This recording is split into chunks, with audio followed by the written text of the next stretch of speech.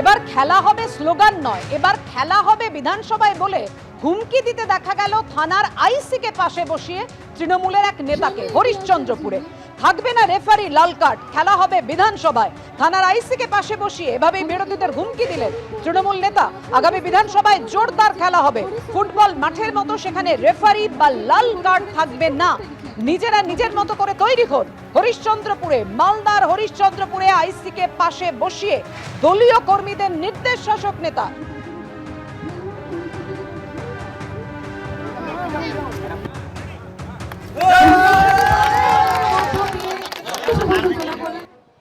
খেলাতে আমরা দেখতে পাই বিরোধীরা আটকাবার জন্য পায়ে মারার চেষ্টা করে। পায়ে মারলে কিন্তু রেফারি থাকে, রেফারি লাল কার্ড দেয়। আমি মনে করি সামনে আমাদের যে বিধানসভা ভোট আসছে, আমাদের যে সমস্ত বন্ধু ভাই যারা কর্মীরা আছে তাদেরকে বলবো তোমরাও সেইভাবে তৈরি হও। আগামী বিধানসভায় জোরদার খেলা হবে, সেখানে কোনো রেফারি থাকবে না, কোনো লাল কার্ড থাকবে না। তাই নিজের নিজের মতন হয়ে তৈরি হন। পুলিশ তো ওনাদেরই আছে, আজ পুলিশকে বোম মারছেন, পুলিশকে ধরে পেটাচ্ছেন, তাড়া করছেন ওনারা, পুলিশ পালাচ্ছে। এই যদি পুলিশ হয় তাহলে এই পুলিশের আমরাই বা কেন ভরসা করব? আর সমস্ত গুন্ডা ডাকাতরা মাফিয়ারা যদি টিএমসির নেতা হয়ে যায় তা পুলিশই বা কী করে? এই পরিস্থিতির জন্য আজকে মানুষ ধরে নিচ্ছে যে এই সরকারকে না সরালে শান্তিতে পশ্চিমবঙ্গে থাকা যাবে না। জোকা ইএসআই এর বয়েজ হসপিটালের পেছনে একটি ব্যাগে মাংসপিণ্ড থাকায় জানিয়ে হইচই পড়ে গিয়েছে। কিসের মাংস, কোন প্রাণীর মাংস? যা জানা যাচ্ছে গোসাপের মাংস। মানুষের নয়, ব্যাগে গোসাপের হাড় মাংস, এমন রিপোর্ট ময়না তদন্তের। কিন্তু কিভাবে গোসাপের ছাড়ানো মাংস এলো জোকা ইএসআইতে? ব্যাগের মধ্যে মাংস রহস্যে এখনো ধোঁয়াশা। জোকা ইএসআই এর বয়েজ হোস্টেলের পেছনে ব্যাগে মাংসপিণ্ড ঘিরে চাঞ্চল্য ছড়িয়ে পড়ে। মানুষের নয়, ব্যাগে গোসাপের হাড় মাংস রয়েছে, এমন রিপোর্ট ময়না তদন্তের। কিন্তু কিভাবে গোসাপের ছাড়ানো মাংস এলো জোকা ইএসআইতে, উঠছে প্রশ্ন। সুকান্ত, জানাও আমাদের।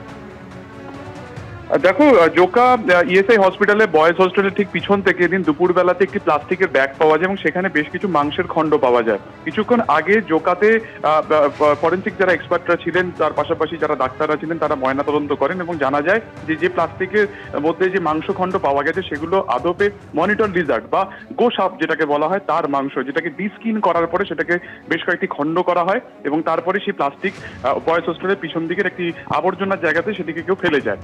তদন্ত করে দেখা হচ্ছে বা সিসিটিভি ফুটেজ খতিয়ে দেখা হচ্ছে যে কে বা কারা সেই প্লাস্টিক সেখানে রেখে গেল এবং গোসাপের যে ডিস্কিন করে যে সেই মাংসপিণ্ড সেখানে রয়েছে সেটা কিভাবে এলো। বেশ কিছু হাড়ও কিন্তু সেখানে পাওয়া গেছে, যেটা গোসাপ বা মনিটর লিজার্ডেরই। কিভাবে এটি আসলো খতিয়ে দেখা হচ্ছে, সিসিটিভি ফুটেজ খতিয়ে আইডেন্টিফিকেশনের কাজ চলছে এবং পুলিশ সূত্রে যেটা জানা যাচ্ছে যে প্রয়োজনে তারা এই বিষয়টিকে কেন্দ্র করে তারা একটি মামলা রুজুও করতে পারে, যদিও এখনো পর্যন্ত মামলা রুজু করা হয়নি। তারা পর্যালোচনা করছেন এবং সিসিটিভি ফুটেজ খতিয়ে দেখা হচ্ছে। ধন্যবাদ তোমায়।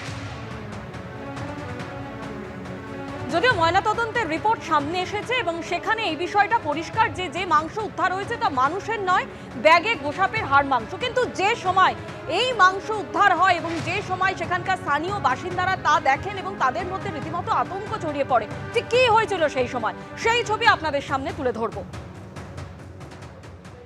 ব্যাগের মধ্যে মাংসপিণ্ড পড়েছিল ক্যান্টিনের ঠিক পিছনের দিকের অংশে, আর তাকে কেন্দ্র করেই চাঞ্চল্য ছড়ালো জোকার ইএসআই হাসপাতালে। জোকা ইএসআই হাসপাতালের যে বয়েজ হোস্টেল রয়েছে তার পিছনের দিকের অংশ, যেটা একেবারে ক্যান্টিন লাগোয়া, সেখানে আজকে সকালবেলা একটি কমলা রঙের ব্যাগে মাংসপিণ্ড ভর্তি অবস্থায় পড়ে থাকতে দেখেন ক্যান্টিনের কর্মীরাই। কুকুর টানাহিঁচড়া করছিল ওই ব্যাগটিকে ধরে, তখন বিষয়টি সকলের নজরে আসে। খবর যায় হাসপাতাল কর্তৃপক্ষের কাছে, হাসপাতাল কর্তৃপক্ষ খবর পাঠায় পুলিশে। পুলিশ এসে পৌঁছানোর পরে ওই ব্যক্তিকে মাংসপিণ্ড সহ নিয়ে যাওয়া হয়েছে হাসপাতালে, বিদ্যাসাগর হাসপাতালে নিয়ে যাওয়া হয়েছে। তারপর এই জায়গাটিকে ঘিরে দেওয়া হচ্ছে এই মুহূর্তে পুলিশের তরফে। ওই মাংসপিণ্ডগুলি কিভাবে এসে পৌঁছালো বয়েজ হোস্টেলের ঠিক পিছনের দিকের অংশে এবং ওই মাংসপিণ্ডগুলি কিসের তা জানার চেষ্টা চলছে। সেগুলি পাঠানো হয়েছে ওই কারণেই বিদ্যাসাগর হাসপাতালে।